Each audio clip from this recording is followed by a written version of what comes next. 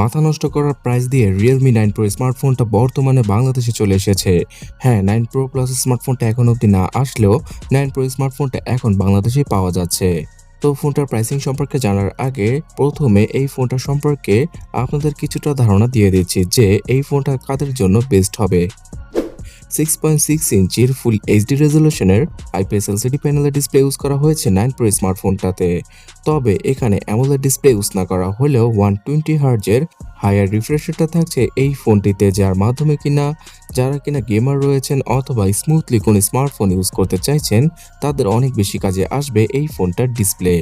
Out of the box Realme UI 3.0 এর পাশাপাশি Android 12 এর অপারেটিং সিস্টেমটা রয়েছে ফোনটির মধ্যে, যেটা কিনা সবচেয়ে ভালো ব্যাপার।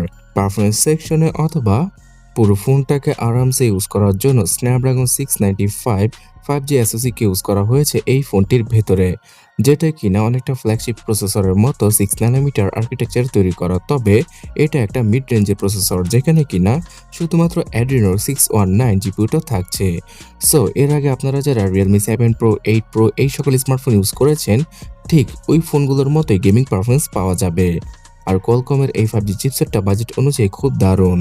এছাড়া 6GB আর 8GB এই দুটা র্যামের ভেরিয়েন্টই বাংলাদেশে এখন পাওয়া যাচ্ছে। তার সাথে এই স্মার্টফোনটাতে 128GBর ইন্টারনাল মেমোরিকে ইউজ করেছে Realme, যেটা কিনা UFS 2.2 এর 64 মেগাপিক্সেলের ট্রিপল ক্যামেরা সেটআপ ফোনটার পেছনে পাওয়া যাবে।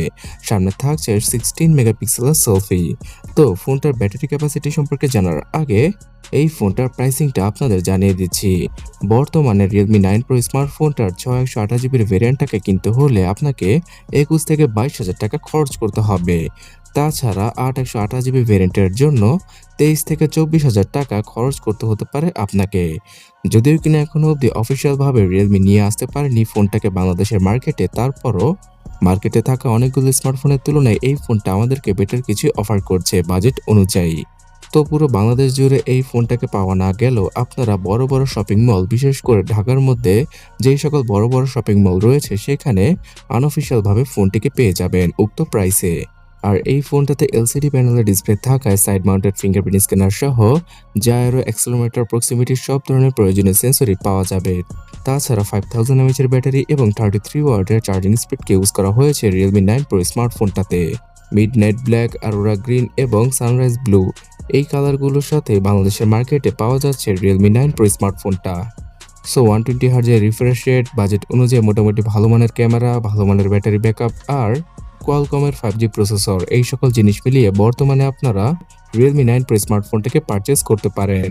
আর Realme 9 Pro Plus সহ Realme 9 সিরিজের আরও বেশ কিছু স্মার্টফোন বাংলাদেশে আসছে। তো সেই ফোনগুলো আসলে অবশ্যই ডিটেলস সহকারে প্রাইসিংটা আপনাদের সবার আগে জানিয়ে দেব।